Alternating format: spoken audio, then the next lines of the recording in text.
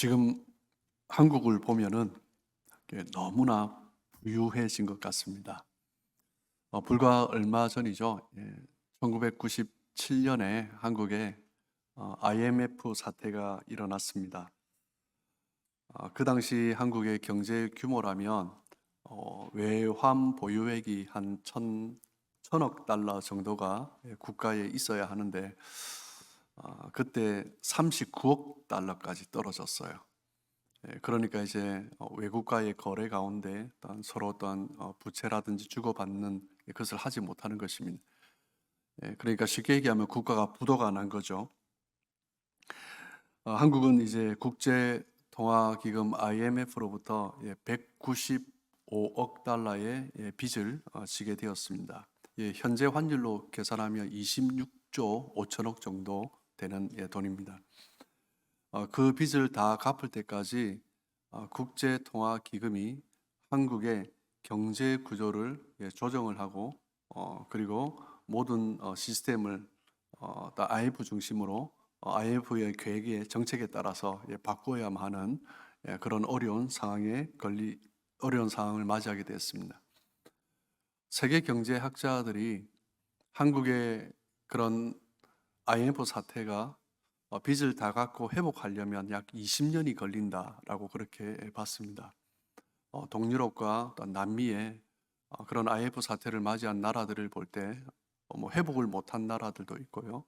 그리스 같은 나라들은 한국이 맞은 IMF 사태를 5번이나 계속 너무나 어려우니까 반복해서 어떤 그런 국제통화기금으로부터 돈을 빌리고 어떤 지배를 받는 그런 일들이 계속되었습니다.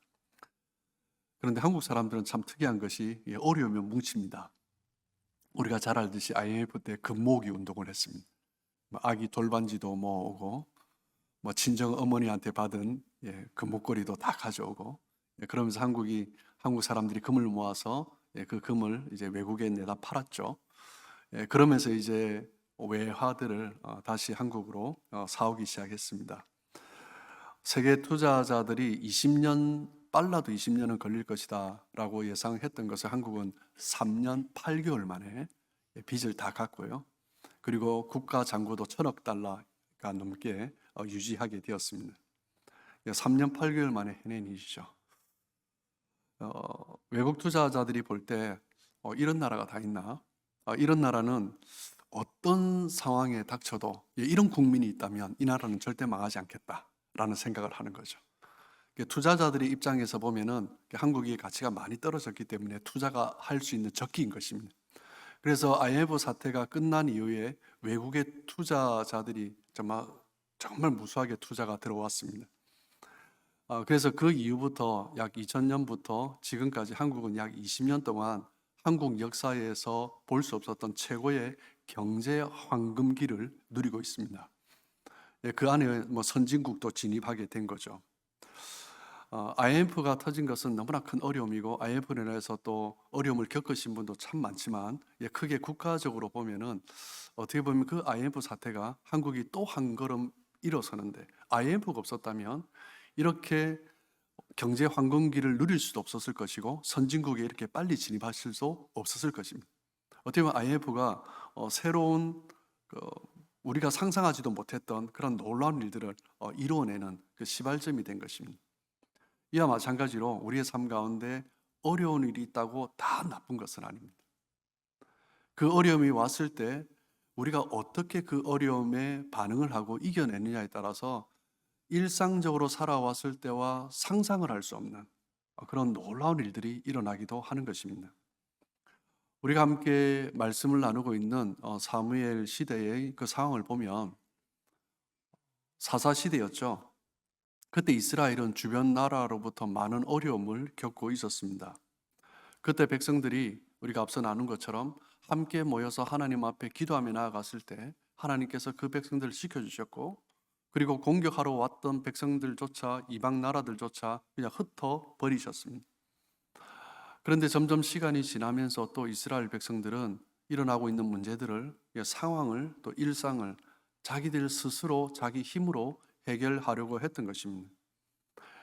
블레셋과의 전쟁에서 이스라엘의 법궤가 빼앗기고 법궤가 다시 이스라엘로 돌아왔을 때 약 20년 동안 이스라엘의 변방이죠. 중심이 아니라 변방의 국경 지역에 블레셋과의 국경 지역에 기랏 여아림이라는 곳에 20년 동안 방치해 두었습니다. 영적으로 너무나 무지한 상태였던 것입니다. 그때 이스라엘의 장로들이 사무엘을 찾아와서 요구를 했죠. 우리에게도 왕을 세워달라라는 것입니다. 사무엘은 또 하나님 앞에 나가 기도했고 또 하나님께서 주신 그 말씀대로 왕정 제도의 위험성을 그 백성들에게 말을 해 주었습니다. 왕정이 세워지면 이스라엘의 그 백성들의 아들들은 군사로 끌려가게 되고 그리고 백성들의 딸들은 왕의 시녀로 시종을 드는 사람으로 다 끌려가게 됩니다. 그리고 백성들의 밭은 일정한 세금을 왕을 위해서 떼어내어야 하고 밭의 소산물뿐만 아니라 다른 많은 것들에 있어서 왕정 체제를 유지하기 위해서 백성들이 그것을 내어야만 했습니다. 그럼에도 불구하고 이스라엘 백성들은 여전히 또 왕을 요구했습니다.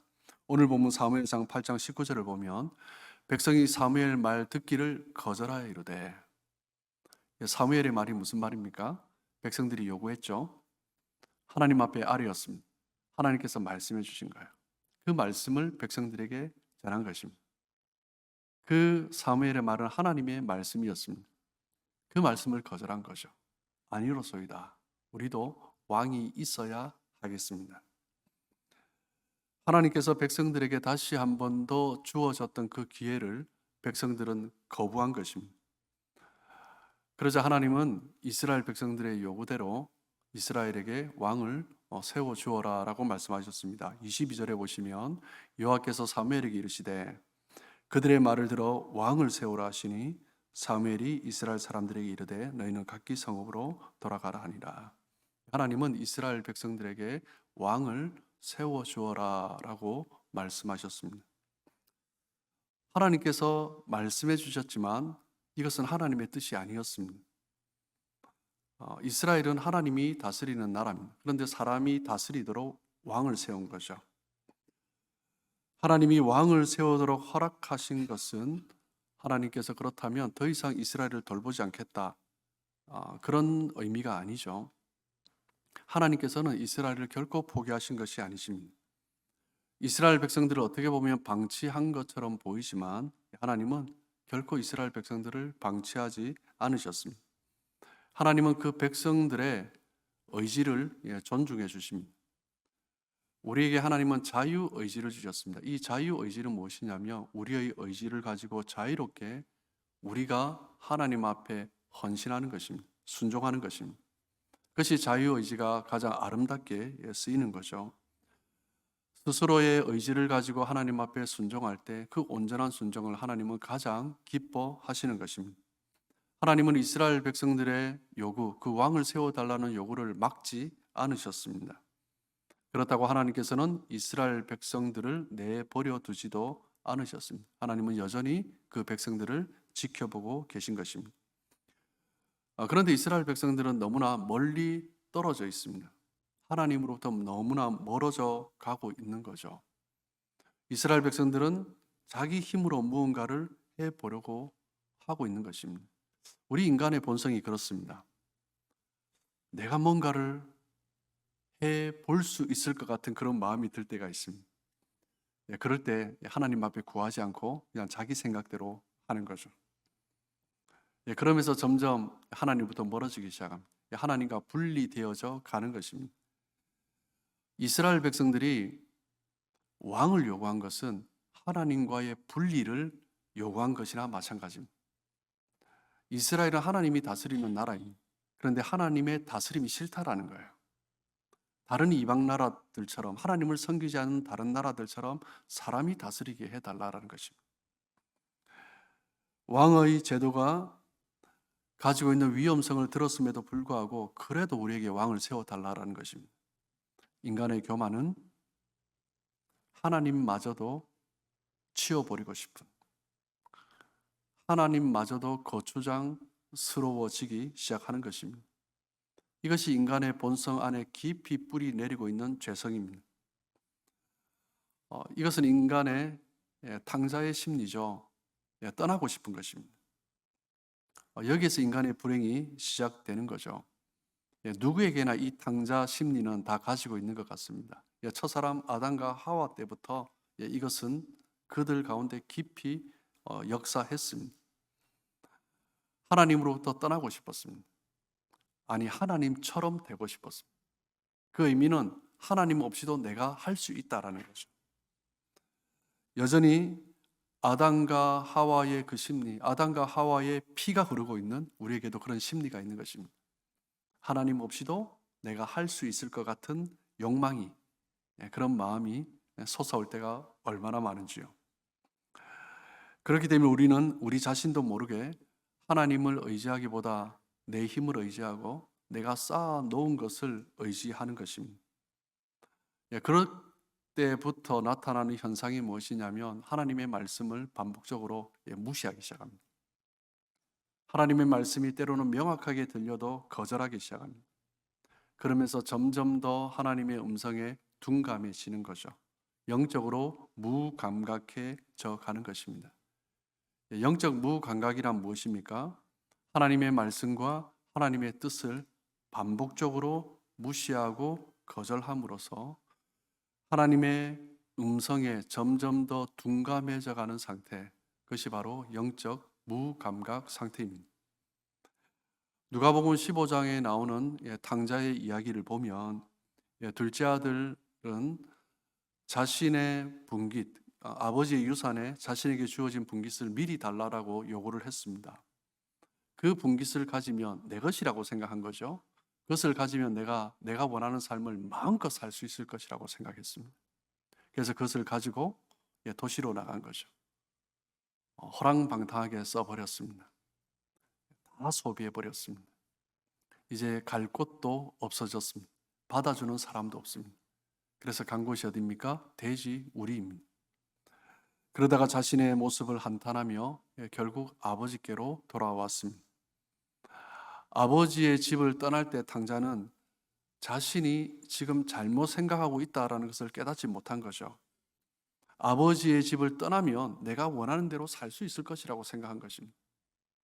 내가 꿈꾸는 삶을 내가 가진 것 이것까지 가지고 가면 할 수 있을 것이라고 생각한 거죠.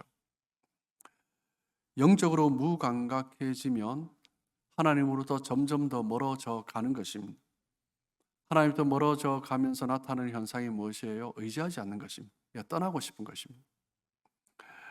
하나님을 의지하는 사람은 하나님 앞에 무릎 꿇지만 하나님을 의지하지 않으면 점점 하나님부터 멀어져 가는 거죠. 우리가 함께 나누고 있는 사무엘상의 첫 시작은 한나의 이야기로 시작됩니다. 한나가 기도하는 그 모습, 그것이 바로 사사시대 사무엘 상하를 통하여서 먼저 보여주시는 하나님께서 우리에게 말씀하고 싶은 이야기입니다.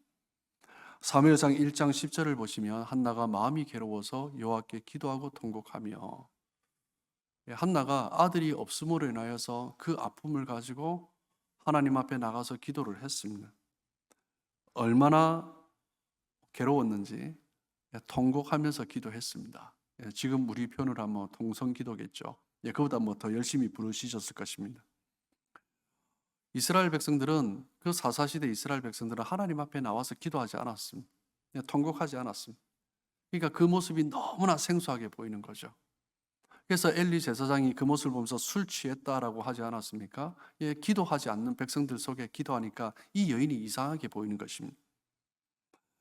그때 하나님께서는 한나를 통하여서 그 이스라엘 땅에 무엇이 필요한가? 한나를 통해서 그 땅에 기도를 심으신 것입니다. 한나의 기도는 단지 자기에게 없는 아들을 달라라는 기도가 아니라, 기도하지 않는 이스라엘 백성들, 하나님부터 점점 멀어져 가고 있는 그 이스라엘 백성들을 다시 하나님 앞으로 이끌어갈 사람을 세우는, 그 역사적인 인물을 만드는 그 기도를 하고 있는 것입니다. 여러분, 지금 이 시대에 우리가 살아가고 있는 이 상황을 보며 우리 역시 기도해야 할 때입니다. 한 치 앞을 내다볼 수 없는, 정말 세상의 이야기를 들어보면 영적으로, 신앙적으로 너무나 어두운, 세상에서 캐나다뿐만 아니라 미국뿐만 아니라 한국도 하나님으로부터 점점점 멀어져 가는 이야기들, 그리고 그 법들이 계속 제정되고 있고 상정되고 있는 상태에 우리는 살아가고 있습니다. 이때 우리에게 필요한 것은 무엇입니까? 기도를 심는 것입니다. 한 여인의 기도가 이 땅을 새롭게 일으키는 하나님의 사람을 세우는 기도가 되는 것입니다. 교회를 다니면서 기도의 중요성을 우리는 귀에 못이 박힐 정도로 들었습니다.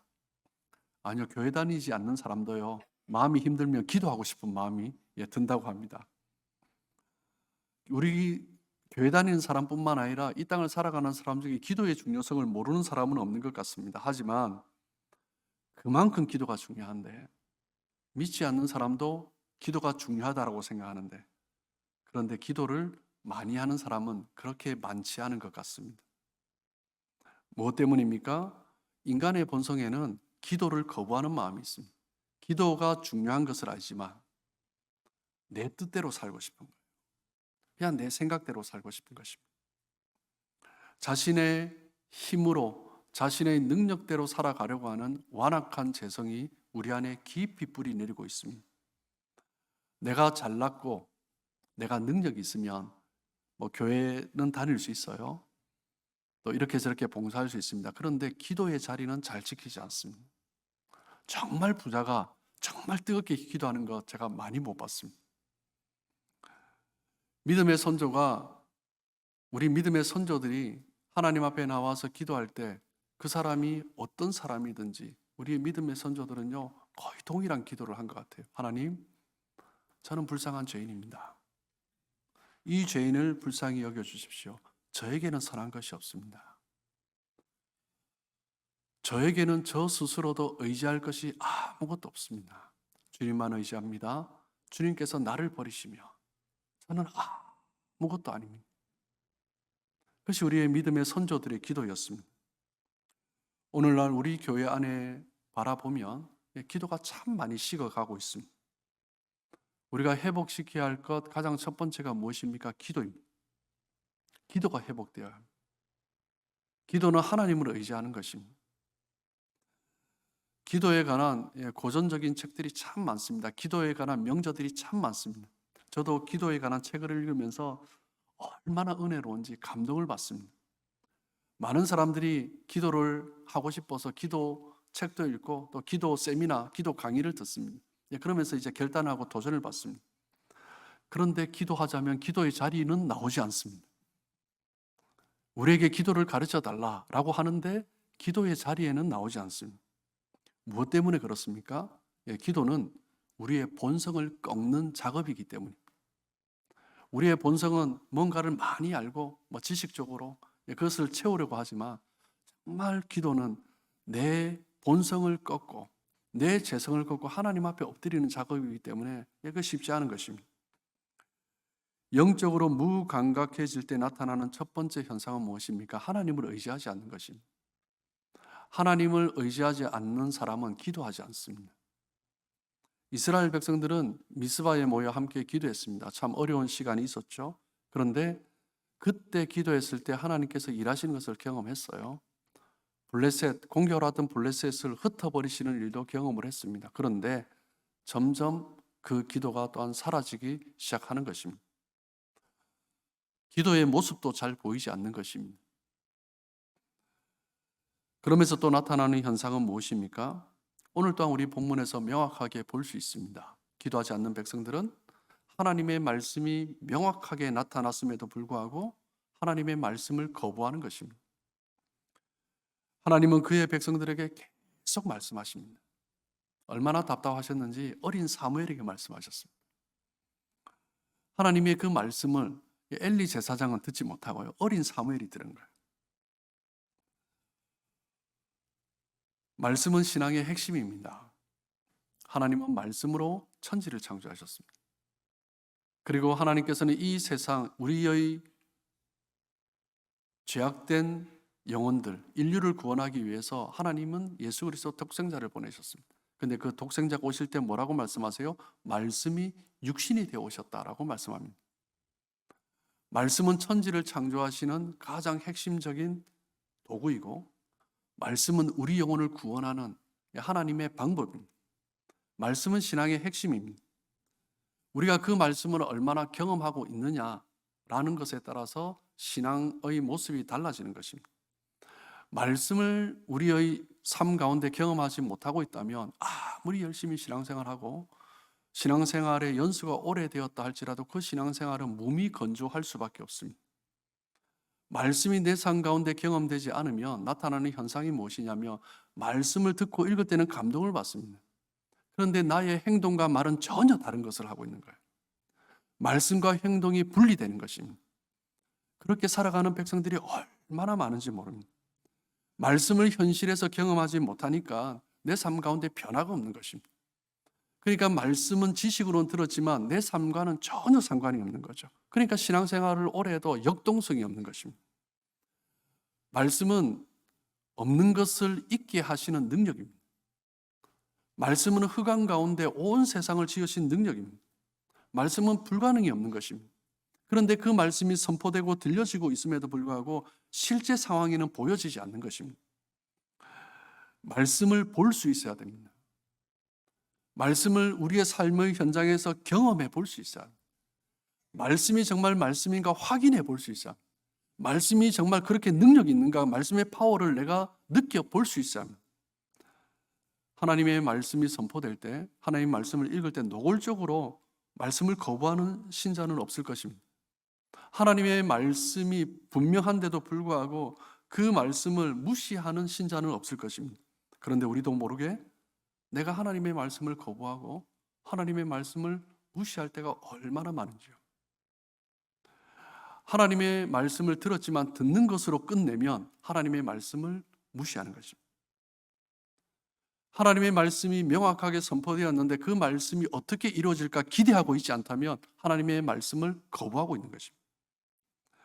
하나님의 말씀이 선포되는데 그 말씀을 가지고 내 삶 가운데 순종으로 내가 실천하고 있지 않다면 하나님의 말씀을 거절하고 있는 것입니다. 엄마가 방에 들어갔더니 아이가 열심히 게임을 하고 있습니다. 그런데 아직 숙제를 안 했어요. 엄마가 뭐라고 하겠습니까? 당연히 게임 그만하고 숙제부터 하라고 하죠. 그럼 이 아이는 뭐라고 할까요? 네라고 합니다. 근데 잠시 후에 엄마가 나갔다가 다시 돌아옵니다. 아이는 뭐라 하고 있습니까? 어떻게 알았어요? 또 게임하고 있습니다. 어떻게 아셨습니까? 계속 게임합니다. 네라고 하지만 계속 그 행동을 바꾸고 있지 않다면 순종하지 않는 것입니다. 엄마의 말을 무시하는 것. 우리가 성경을 읽고 하나님의 말씀을 듣고 은혜로운 말씀이라고 생각하지만 그 말씀을 내 삶 가운데 순종하지 않으면요, 아무런 변화가 없습니다. 그냥 이전의 삶을 그냥 이전의 삶을 그냥 그대로 살아가는 것입니다. 내가 말씀을 들었다면 그 말씀이 나에게 무엇을 요구하는가 들었다면 순종해야 되는 것입니다. 말씀 순종에는요, 타이밍이 중요합니다. 하나님의 말씀을 순종할 때 때를 놓치면 안 됩니다. 말씀을 듣고 감동을 받았습니다. 그럼 나도 저렇게 살아야지. 언젠가 나도 저렇게 살 거야. 이 언젠가가 참 중요한 단어입니다. 언젠가는 금방 사라집니다. 결단하는 것은요, 정말 중요하지만 결단하는 것만으로는 아무런 의미가 없습니다. 순종이 없는 결단은요, 의미 없는 것입니다. 그렇기 때문에 순종을 미루어서는 안 됩니다. 순종의 때를 놓쳐서는 안 됩니다. 사탄이 우리에게 역사하는 가장 최고의 전략은 무엇이냐면요, 내일 하라라는 거예요. 다음에 하라는 거예요. 이것이 사탄이 우리를 흔드는 가장 최고의 전략입니다. 우리가 하나님의 말씀을 듣고 은혜를 받지만 참 놀라운 것은 그 감동이 오래 가지 않습니다. 막 감동받고 이제 변화될 것 같은데 이 교회 문을 나서면 뭐였더라 잊어버립니다. 아무리 크게 감동해도 곧 식어버리는 것이 우리 인생입니다. 감동이 식어지면요, 결단도 희미해집니다. 그 말은 무엇입니까? 감동이 있으면 결단하는 마음이 들면 바로 순종으로 나타나야 하는 것입니다. 사사시대의 특징이 무엇입니까? 말씀이 희귀했습니다. 말씀이 희귀해졌다는 것은요, 하루아침에 이루어진 것이 아닙니다. 말씀을 들었습니다. 말씀이 명확하게 이루어지는 것을 눈으로 목도했습니다. 이스라엘 백성들을 공격해 오는 그 백성 블레셋 가운데 미스바에서 함께 모였을 때 그 블레셋이 공격할 때 하나님 앞에 기도했더니 하나님께서 그것을 물리치는 것을 눈으로 목도했습니다.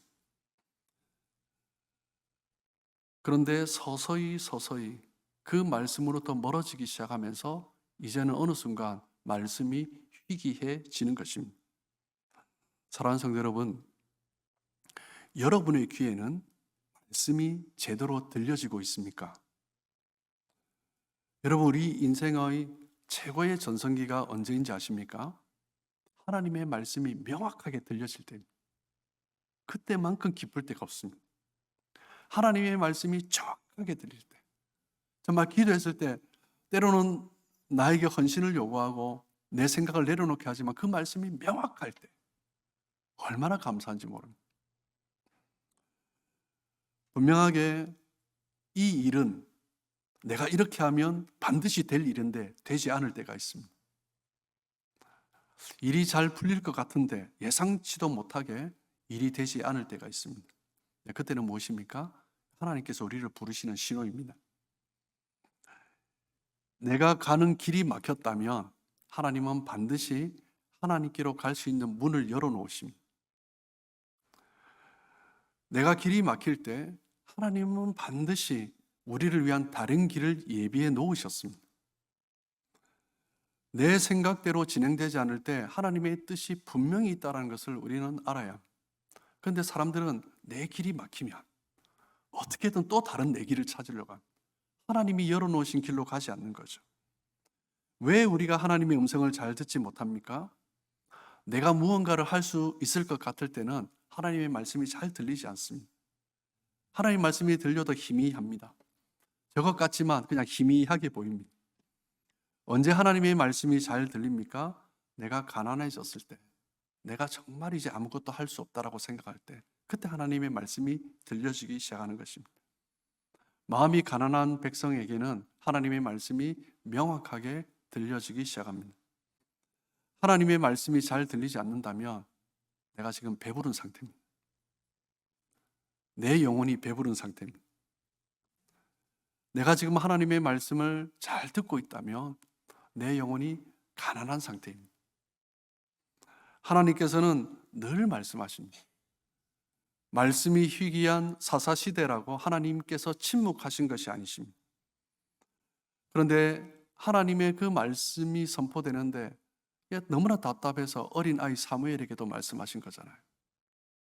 이제 그 사무엘이 나이가 들어서 장성해서 늙었습니다.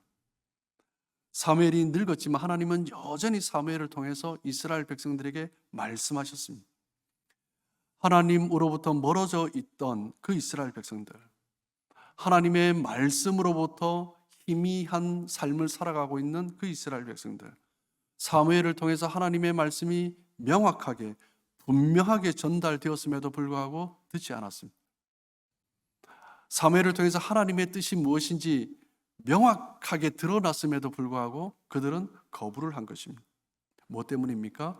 영혼이 가난해져 있지 않기 때문입니다. 교만하기 때문입니다. 신앙생활을 하면서 활력이 없을 때가 있습니다. 그 이유가 무엇입니까? 말씀이 나한테 와닿지 않는 것입니다.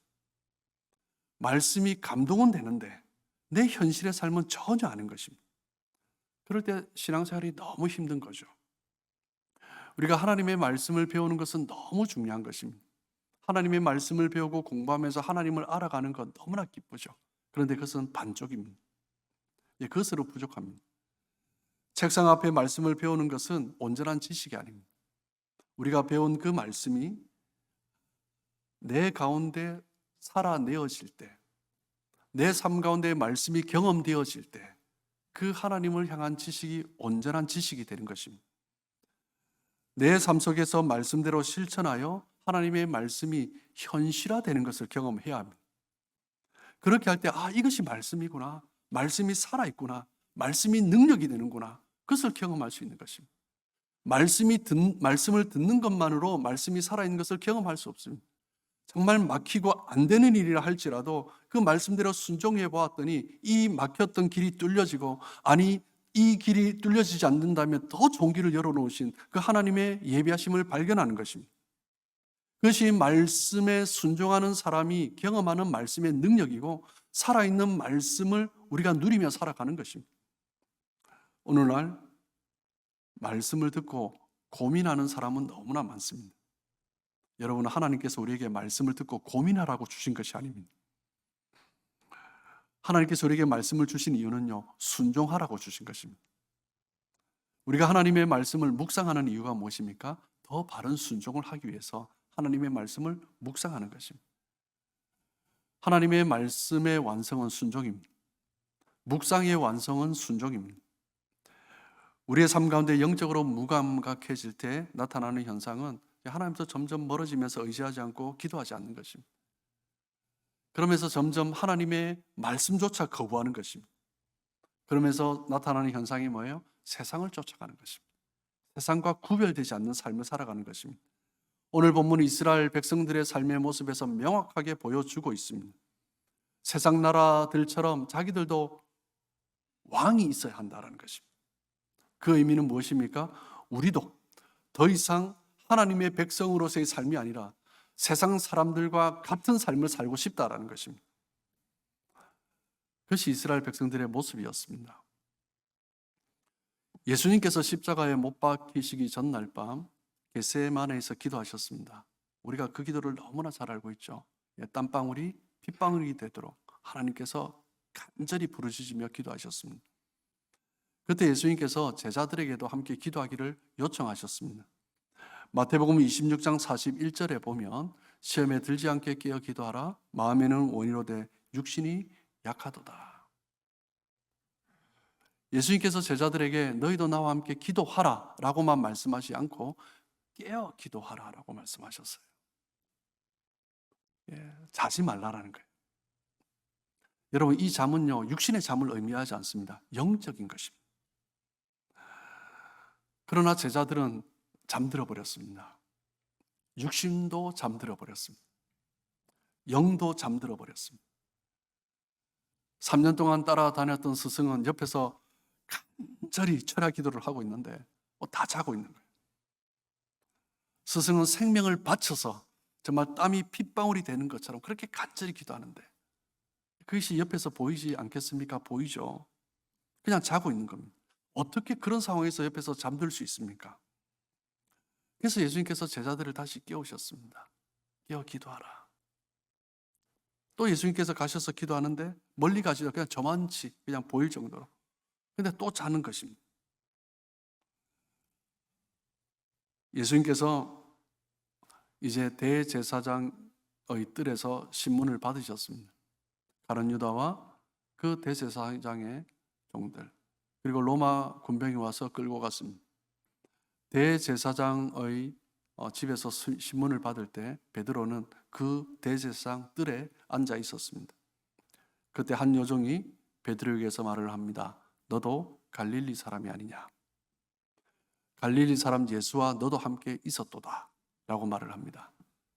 베드로는 뭐라고 합니까? 아니다. 나는 그를 알지 못한다. 나는 네가 무슨 말을 하는지 도무지 모르겠다. 겟세마네 동산에서 예수님께서 깨어 기도하라라고 말씀하셨는데 깨어 기도하지 않은 것입니다. 그러니까 베드로는 예수님이 가는 길과 다른 길을 가는 거예요. 왜 우리가 하나님의 뜻과 다른 길을 선택합니까? 깨어 기도하지 않기 때문입니다. 깨어 기도하라라고 말씀하십니다. 기도해야 할 때 기도해야 됩니다. 예수님이 지금 간절하게 기도하시는데 기도하지 않는 거예요. 그러니까 예수님은 십자가의 길을 걸어가고 있는데 베드로는 반대 방향으로 가고 있는 것입니다. 깨어있지 않으면 예수님의 제자라 할지라도 전혀 다른 길을 가는 거예요. 깨어 기도하지 않으니 자기가 무슨 말을 하는지도 모르는 것입니다. 아마 베드로가 자기도 모르게 말이 툭 튀어나왔을 것입니다. 기도하지 않으면요, 내가 원하지 않는 말도 툭 튀어나오는 것입니다. 기도하지 않으면요, 하나님께서 말씀하신 것과 전혀 다른 말을 하고 있는 거예요. 그래서 나중에 그냥 혼자 후회하는 것입니다. 우리는 깨어 있어야 합니다. 깨어 있을 때 우리는 하나님을 의지하며 기도할 수 있습니다. 우리가 깨어 있을 때 주님의 말씀이 들려지면 그 말씀에 순종하는 것입니다. 우리로 하여금 깨어있게 하는 환경은 너무나 중요합니다. 깨어있게 하는 관계는 너무나 중요합니다. 기도의 자리가 있다면 함께 기도해야 됩니다. 지금 이 시대, 영적으로 어두운 이 시대, 그 영적인 수면에 함께 빠져들어갔던 그 제자들처럼 우리도 영적 수면 상태에 빠질 수가 있습니다. 자칫 잘못하면 잠들어 버립니다. 우리의 영혼이 잠들어 버립니다. 잠든 상태에서는요, 무슨 일이 일어난지 도무지 알지 못합니다. 깨어나서 혼자 다른 소리를 하고 있는 거예요.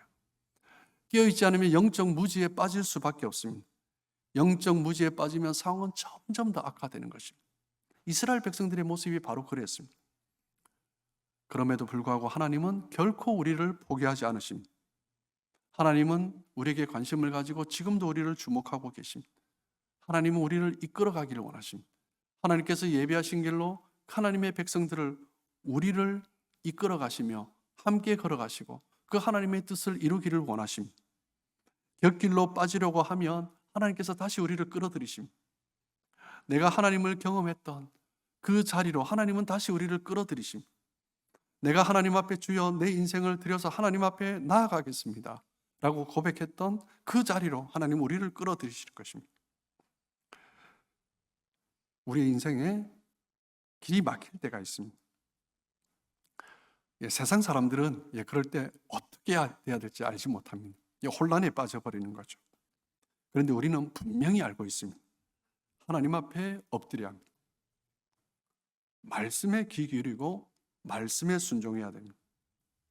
내가 실패했다 할지라도 하나님 앞에 엎드리고 나아가면 하나님 우리를 다시 붙들어 주십니다. 그리고 말씀해 주십니다. 그리고 우리가 무엇을 해야 될지 가르쳐 주십니다. 하나님 앞에 엎드리며 살아갈 때 그 염려거리가 더 이상 염려거리가 되지 않는 것입니다. 여전히 문제가 있지만 염려했던 그 삶이 이제와 기대와 소망으로 바뀌는 것입니다. 하나님의 말씀을 듣고 그 상황은 아니지만 말씀하셨기 때문에 순종하며 나아가면 내 삶 가운데 주시는 그 풍요로움, 그 은혜가 얼마나 큰지 그것을 경험하는 것입니다. 하나님의 말씀이 우리의 삶을 그렇게 만들어가는 것입니다. 하나님의 말씀으로 말미암아 우리는 그런 삶을 살 수 있는 것입니다. 사랑하는 성도 여러분, 하나님은 우리를 향해서 기대하고 계십니다. 우리의 목소리를 듣기를 원하십니다. 그리고 우리가 하나님 말씀에 순종하기를 기대하고 계십니다. 그러므로 하나님의 말씀을 듣고 순종하는 삶, 하나님을 의지하는 삶은 결코 시들지 않습니다. 하나님이 주목하고 계시기 때문입니다. 영적으로 너무나 무감각해져 있는 이 시대, 자기가 정말 영적으로 얼마나 어두운 상태인지 수면 상태인지조차도 깨닫지 못하고 살아가는 사람들이 허다한 이 시대, 우리의 삶이 하나님 앞에 다시 회복되기를 소망합니다. 기도로 회복되고 말씀으로 회복되고 그 은혜를 경험하는 복된 삶 되시길 주님의 이름으로 축복합니다.